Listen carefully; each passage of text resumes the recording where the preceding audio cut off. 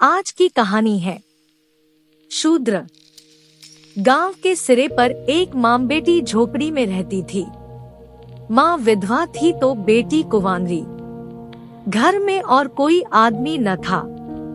बेटी गौरा बाग से पत्तियां बटोर कर लाती तो माँ गंगा भाड़ झोंकती थी। इससे सेर भर अनाज मिल जाता तो दोनों खाकर सो पड़ती थी। इसी से उनका गुजर बसर हो रहा था।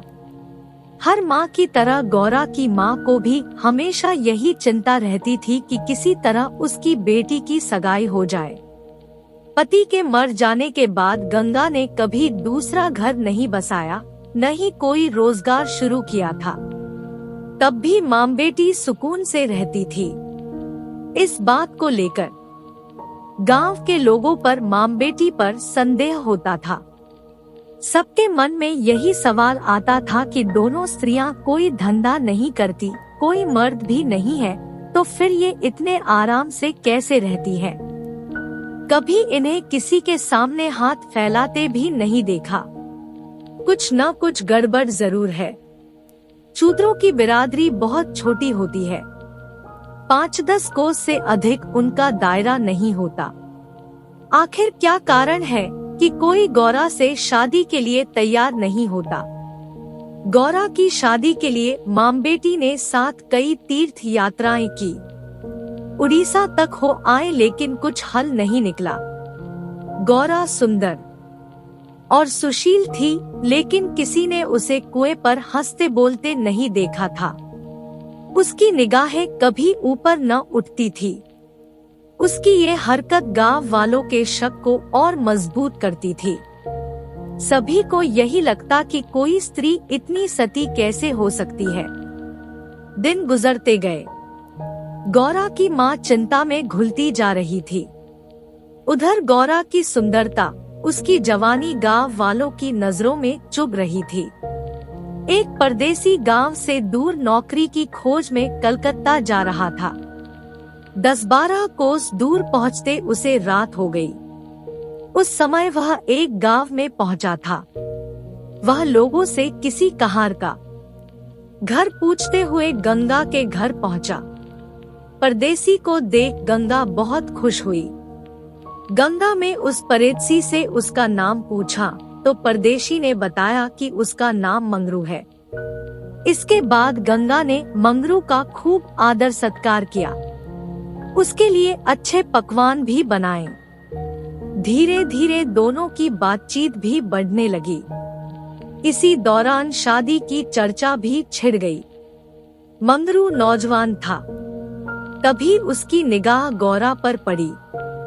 गौरा एक सुंदर और शांत हाव भाव की लड़की थी, जिसे देखते ही मंगरू भी मोह में पड़ गया और वह झट से गौरा से सगाई के लिए मान गया। उसने 2-4 गहने खरीदे और कपड़े उधार लेकर सगाई कर ली। गंगा बेटी दामाद को अपनी नजरों से दूर नहीं करना चाहती थी, इसलिए दोनों गंगा के साथ ही रहने लगे। 10-15 दिन भी नहीं बीते थे कि मंगरू के कानों में कई तरह की बातें पड़ने लगी।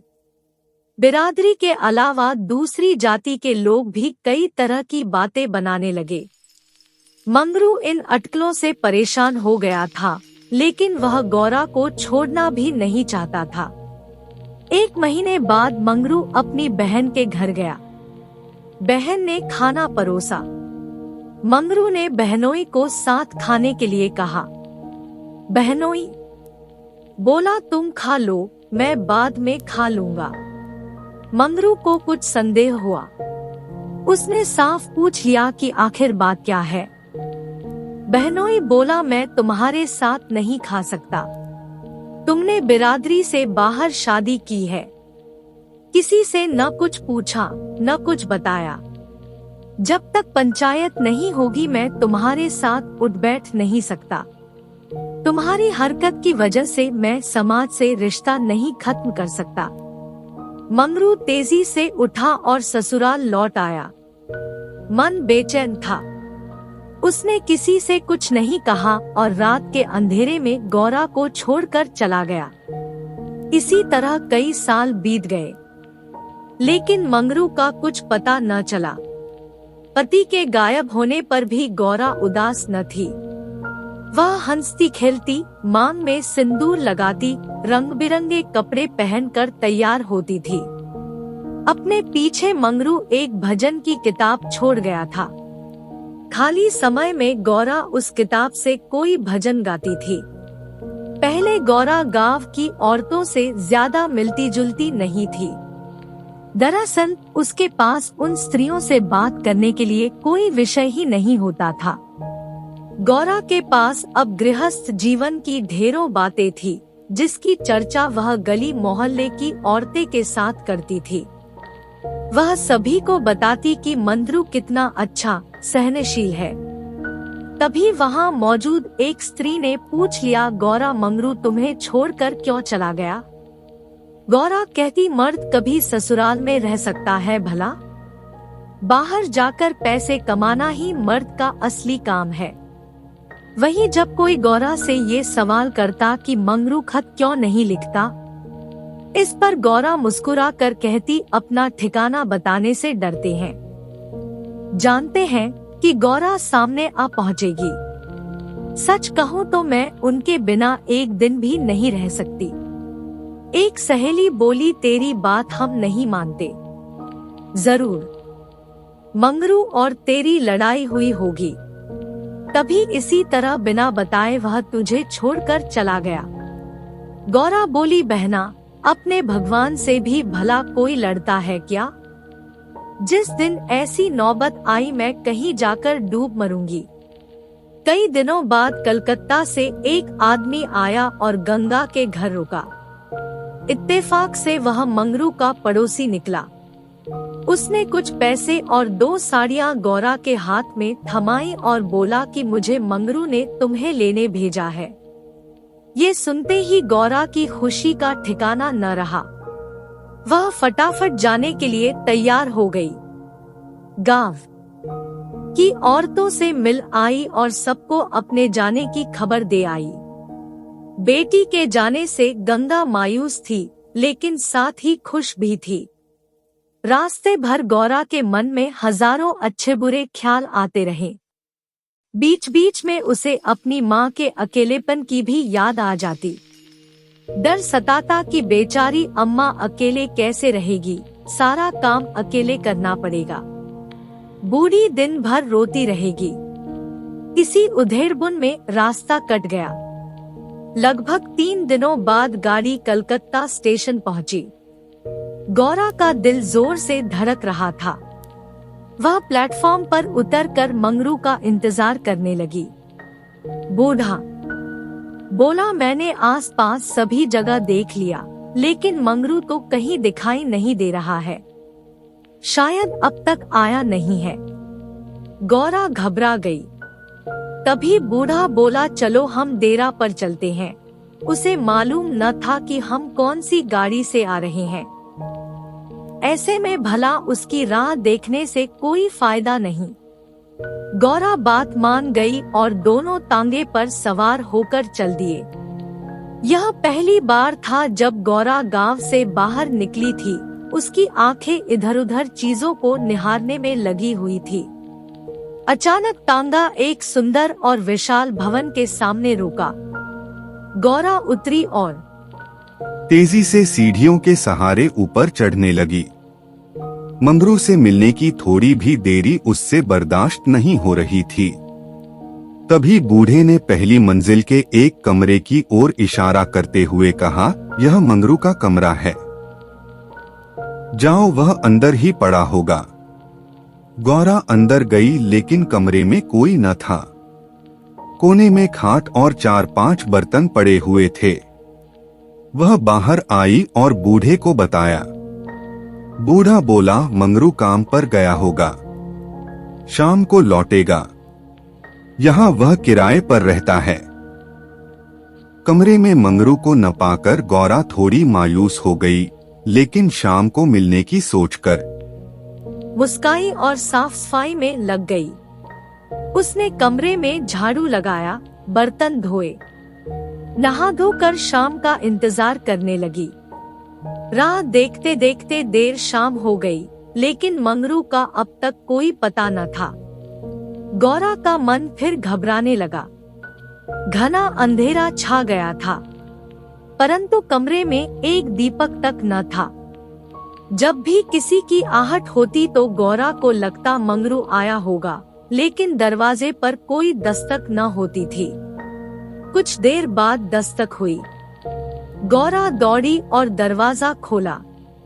सामने बूढ़ा खड़ा था। गौरा बोली, वो अब तक आए क्यों नहीं आया? बूढ़ा बोला, अभी मैं मंगरू के दफ्तर से ही लौटा हूँ। साहब ने बताया कि मंगरू का ट्रांसफर हो गया है। मंगरू ने साहब से कई मिन्नतें की, लेकिन किसी ने उसकी एक न सुनी और दूसरी जगह भेज दिया। मैं दफ्तर से उसका नया पता ले आया हूँ। कल सुबह तुम्हें जहाज पर बैठा दूंगा, फिर तुम अपने मंगरू के पास चली जाना। गौरा घबरा कर बोली, जहाज में? कितने दिन का सफर होगा? बूढ़े ने कहा, कम से कम 8 से 10 दिन तो जरूर लगेंगे। लेकिन घबराओ मत, तुम्हें कोई परेशानी नहीं होगी। तय बात के मुताबिक अगले दिन गौरा बूढ़े के साथ मंगरू के पास जाने के लिए निकली। बूढ़े ने उसे जहाज पर बैठाया और विदा किया। जहाज जैसे जैसे किनारे से अलग हो रहा था, वैसे वैसे गौरा को लग रहा था कि अब उसकी अम्मा, गांव सब पीछे छूट रहा है। चारों ओर पानी पानी देख गौरा का मन अजीब हो रहा था। अनजान जगह में मंगरू को कहाँ खोजेगी, यह सोच सोच कर उसका दिल बैठा जा रहा था। जहाज पर कई स्त्रियां और पुरुष सवार थे। गौरा उन्हें देख और उनकी बातें सुन रही थी। तभी उसकी नजर एक कोने में अकेली बैठी स्त्री पर पड़ी। गौरा ने हिम्मत कर उससे पूछा, कहाँ जा रही हो बहन? ये सुनते ही स्त्री की आंखें डबडबा गई। बोली, मुझे नहीं मालूम कि मैं कहाँ जा रही हूँ। बस जहाँ भाग्य ले जाए वहाँ चली जा रही हूँ। तुम कहाँ जा रही हो? गौरा बोली, मैं तो अपने मालिक के पास। स्त्री झट से बोली, बहन, कोई तुम्हें बहला फुसला कर लाया है। तुम किसके साथ यहाँ आई? गौरा ने कहा, मुझे एक बूढ़ा ब्राह्मण यहाँ बैठा गया। मैं तो अपने पति से मिलने कलकत्ता आई थी। स्त्री बोली, किनारे पर जो लंबा दुबला सा बूढ़ा था, जिसकी एक आंख फूली हुई थी, वही? गौरा, हाँ बहन वही। स्त्री बोली, बहन, उसी दुष्ट ने मेरा जीवन बर्बाद किया है। भगवान करे उसकी 7 पुश्तों को नरक नसीब हो। उस कपटी के कारण मैं किसी को मुंह दिखाने लायक नहीं रही। अब जा रही हूँ मिस्र देश, वहीं मेहनत मजदूरी करके गुजर बसर करूंगी। ये सब सुनकर गौरा के मुंह से बोल न फूटे। वह सोचने लगी कि अब क्या करूंगी। उसे अपनी माँ, अपने गांव, सहेलियों की याद आने लगी। कुछ क्षण बाद हिम्मत करके बोली, अब क्या करे बहन?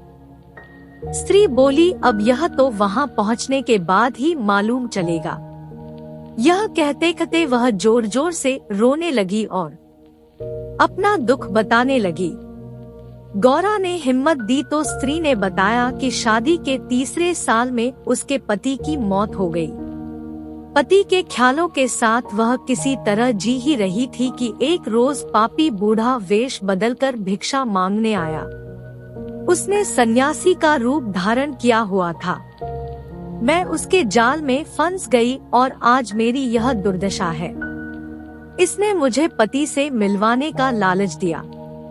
मैं बेवकूफ पति से मिलने की चाह में इस बहरूपिया की बात में फंस गई और इसके साथ चल दी। आगे की कहानी मुझे नहीं मालूम।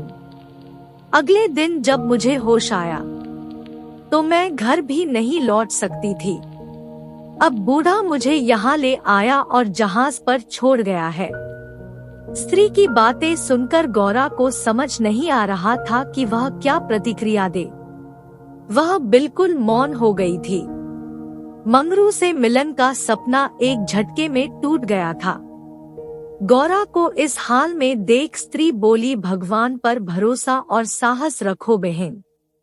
हिम्मत पाकर गौरा बोली, मुझे अब तुम्हारा ही सहारा है, मैं और तुम दोनों अब साथ ही रहेंगे।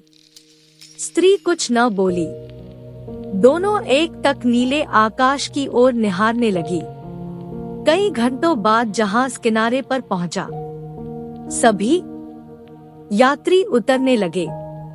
तट पर मौजूद एक आदमी सभी यात्रियों के नाम लिख रहा था। अब गौरा के उतरने की बारी आई। जैसे ही उसने पाँव नीचे रखा, वह चौंक गई। उसके शरीर में करंट दौड़ गया। वह जड़ बन गई। न कुछ बोल पा रही थी और न ही पीछे से आवाज दे रहे यात्रियों की बात सुन रही थी। ऐसा लगा मानो दुनिया रुक गई हो। गौरा के सामने वह दृश्य था जिसकी उसने उम्मीद छोड़ दी थी। तट पर खड़ा व्यक्ति जो यात्रियों के नाम लिख रहा था, वह कोई और नहीं बल्कि मंगरू था। गौरा इस क्षण 7वें आसमान पर थी। उसकी खुशी छिपाए नहीं छिप रही थी। मंगरू ने अपना हाथ आगे बढ़ाया। गौरा ने प्रतिक्रिया न दी। इतने में यात्रा के दौरान मिली स्त्री ने गौरा को पोहनी मारी। गौरा लड़खड़ा गई। मंगरू ने उसे थाम लिया। स्त्री, क्या हुआ? इस आदमी को पहचानती हो? गौरा बोली, बहुत अच्छी तरह से। ये ही तो वे हैं जिनसे मिलने के लिए मैं घर से निकली। स्त्री बोली, अच्छा तो ये तुम्हारे पति हैं।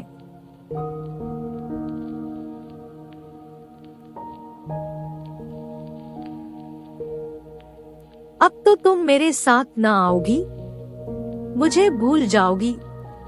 गौरा बोली, क्या ऐसा भी हो सकता है भला? तुमने मुझे सहारा दिया है। मंगरू इन दोनों से दूर अपने काम पर लगा हुआ था। वह यात्रियों से जानकारियां जुटाने में व्यस्त था। गौरा कोने में खड़ी मंगरू को निहार रही थी। कुछ देर बाद उसका काम खत्म हुआ और वह गौरा के पास आया। मंगरू, तुम कौन हो? क्या नाम है तुम्हारा और कहां से आई हो? गौरा मंद मंद मुस्काई और बोली, गौरा नाम है हमारा, मदनपुर बनारस से आए हैं। मंगरू ने उसका हाथ थाम लिया और आंखों में आंसू लिए बोला, भला तुम यहाँ आई कैसे? गौरा ने उसके आंसू पोंछे और चौंक कर बोली, तुमने ही तो बुलावा भेजा था, सो मैं आ गई। मंगरू को समझ नहीं आया कि गौरा क्या कह रही है। उसने बोला, मैंने कब बुलावा भेजा? भला मैं तो पिछले 7 सालों से यहाँ कैद हूँ, चाह कर भी घर नहीं जा सका। गौरा घबरा कर बोली, तुमने बूढ़े को नहीं भेजा था मुझे लाने के लिए? मंगरू बोला, बिल्कुल नहीं। गौरा का मन छोटा हो गया। उसने इस जवाब की आशा न की थी। गौरा गुस्से में बोली, मैं कल ही यहाँ से चली जाऊंगी, मुझे तुम पर बोझ नहीं बनना। मंगरू बोला, अब तुम यहाँ से अगले 5 सालों तक नहीं जा सकती गौरा, यही यहाँ का नियम है। गौरा बोली, ठीक है फिर मैं अलग रहकर अपना पेट पाल लूंगी, लेकिन तुम पर भार न बनूंगी।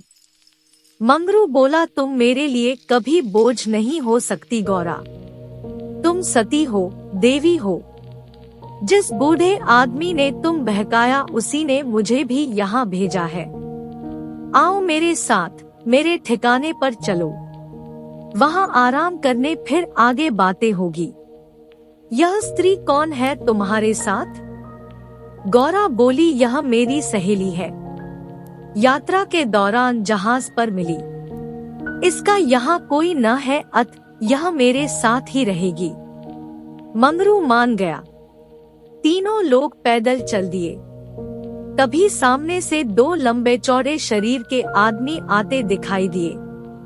मंगरू के पास आकर दोनों आदमियों ने बोला, आज से ये दोनों औरतें हमारी। मंगरू के क्रोध का ठिकाना न था। मंगरू चिल्लाकर बोला, ये दोनों मेरे घर की स्त्रियां हैं, इन पर आंख तक न डालना। दोनों आदमी ठहाके लगाकर हंस पड़े। मंगरू का गुस्सा और बढ़ गया। तभी एक आदमी गौरा की ओर बढ़ा और उसका हाथ पकड़ने की कोशिश करने लगा।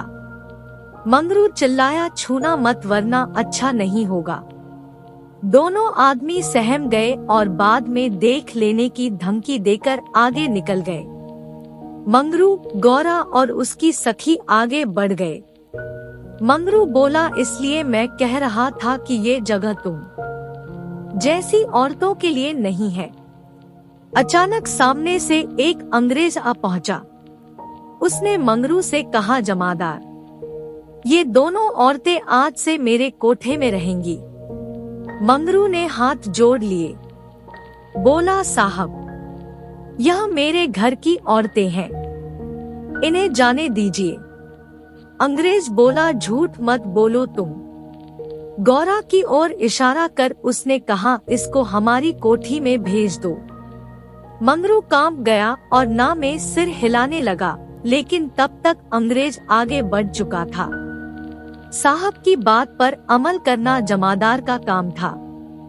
मंगरू समझ नहीं पा रहा था कि वह क्या करे। आखिरकार रास्ता खत्म हुआ। सामने मजदूरों के रहने के लिए मिट्टी के घर बने थे। बाहर दर्जनों की संख्या में स्त्री और पुरुष बैठे थे। सभी गौरा और सखी को गंदी नजरों से घूर रहे थे। किसी तरह नजर बचाकर मंगरू दोनों औरतों को घर ले गया और खुद दरवाजे पर बैठा रहा। दोनों स्त्रियां कमरे के भीतर अपने भाग्य को कोसती तो मंगरू दरवाजे पर बैठा रखवाली करता रहा। किसी तरह रात बीती। अगले रोज दिन किसी तरह कट गया। रात के तकरीबन 10 बजे दरवाजे पर दस्तक हुई। मंगरू निकला तो देखा सामने सिपाही खड़ा है। सिपाही बोला, चलो, तुम्हें साहब ने बुलाया है। मंगरू बोला, भाई तुम हमारे देश के आदमी हो, मुझ पर मुसीबत आन पड़ी है, मदद करो। जाओ साहब को कह दो कि मंगरू घर पर नहीं है। सिपाही बोला, न बाबा, वह बहुत गुस्से में है, मैं ऐसा कुछ नहीं कह सकता, तुम साथ चलो। मंगरू के पास कोई चारा न था, वह सिपाही के साथ निकल गया। मंगरू को सामने देख साहब जोर से चिल्लाया, वह औरत कहाँ है? कल तुम उसे मेरे कोठे पर क्यों नहीं लाए? मंगरू ने हाथ जोड़ लिए और बोला, वह मेरी पत्नी है साहब। साहब बोला, वह दूसरी कौन थी फिर? मंगरू, मालिक, वह मेरी बहन है। साहब गुस्से में बोला, हम कुछ नहीं जानते हैं, तुम उन दोनों में से किसी एक को लेकर आओ जल्दी। मंगरू साहब के पैरों में गिर गया और रोने लगा, लेकिन साहब का दिल नहीं पसीजा। उसने आदेश दिया, जल्दी एक स्त्री को लेकर आओ वरना तुम्हें कोड़े पड़ेंगे। मंगरू कोड़े खाने को तैयार हो गया। साहब नशे में था। उसने न आव सोचा न ताव। हंटर निकाला और कोड़े बरसाने शुरू किए। मंगरू की चीख निकल आई। साहब उसे लगातार कोड़े मारते रहे, लेकिन वह अपने घर की औरतों की इज्जत देने को तैयार न हुआ। उसने अपने प्राण त्यागना बेहतर समझा। इधर गौरा और सखी कमरे में बैठे मंगरू की बाट देख रही थी। उन्हें क्या पता कि मंगरू पर क्या बीत रही थी। अचानक किसी के चीखने रोने की आवाज सुनाई पड़ी। कान लगाकर सुना तो कलेजा मुंह को आ गया। यह मंगरू की आवाज थी। गौरा दौड़कर दरवाजे पर पहुंची। मंगरू की आवाज सुनकर उससे रहा न गया तो आवाज के पीछे दौड़ गई। फाटक खुला था। गौरा कोई है आवाज देने लगी, लेकिन जवाब न मिला। वह अंदर जा पहुंची। सामने मंगरू खुले बदन लहूलुहान हुए खड़ा था और अंग्रेज उस पर चाबुक बरसा रहा था। गौरा से यह सहन नहीं हुआ। वह दौड़कर मंगरू से लिपट गई और बोली, इनके बदले जितना चाहो मुझे मार लो, लेकिन इन पर दया करो। अंग्रेज खुश होकर गौरा से बोला, तुम यहाँ मेरे पास रहोगी तो मैं इसे छोड़ दूंगा।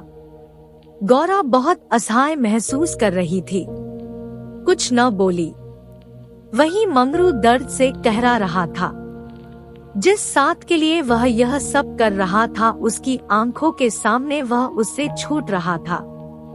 गौरा ने दिल पर पत्थर रख कर कहा, मुझे तुम्हारी शर्त मंजूर है, लेकिन अपने पति के स्वस्थ होने के बाद मैं तुम्हारे पास आऊंगी। अंग्रेज बात मान गया। उसने मंगरू पर अत्याचार बंद किया और सिपाही को उसे अस्पताल में भर्ती कराने का आदेश दिया। मंगरू को अस्पताल ले जाया गया। गौरा भी उसके साथ थी। इलाज के दौरान गौरा एक क्षण के लिए भी मंगरू के सामने से नहीं हटी। 4 दिनों के इलाज के बाद मंगरू ने आंखें खोली। तय शर्त के मुताबिक अब गौरा को मंगरू का साथ छोड़ अंग्रेज के पास जाना था। यह उसे मंजूर नहीं था। ऐसे में उसने मरना बेहतर समझा। अस्पताल के बाहर नदी की धार बह रही थी। गौरा जाकर उसमें कूद पड़ी। आनन फानन में एक अस्पताल कर्मचारी दौड़ा मंगरू के पास आया और गौरा के नदी में कूदने की सूचना दी। मंगरू की आंखों के सामने अंधेरा छा गया। उसे कुछ समझ नहीं आया। दौड़कर नदी के सामने पहुंचा और छलांग मार दी। जीते जी जो कभी साथ नहीं रह पाए, अब वे दोनों परलोक की यात्रा में साथ जा रहे थे। कहानी से सीख। शूद्र कहानी से हमें यह सीख मिलती है कि व्यक्ति को अपना मन साफ और सच्चा रखना चाहिए। किसी कार्य को करने के पीछे यदि आपकी नियत नेक होती है तो नियति आपके साथ कभी बुरा नहीं करेगी। Thank you for watching. Please like, subscribe and share.